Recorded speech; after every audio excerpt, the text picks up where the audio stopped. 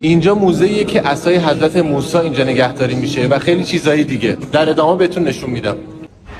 شمشیر حضرت عثمان. عصای حضرت موسی که میگن این بوده. ببینید به چه شکلیه، یه تیکه چوبه. اینم متعلق به حضرت یحیی است. حتی استخوان‌های مچش هم داخلشه.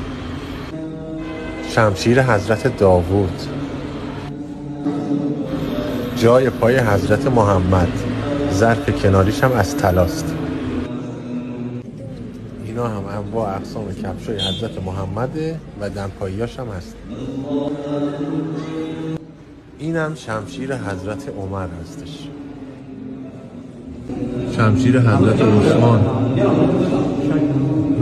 شمشیر حضرت ابوبکر. کت حضرت فاطمه. پیراهن حضرت فاطمه. این متعلق به حضرت امام حسینه. اینا هم متعلق به حضرت علیه. اینم تیکه‌ای از لباس حضرت امام حسینه.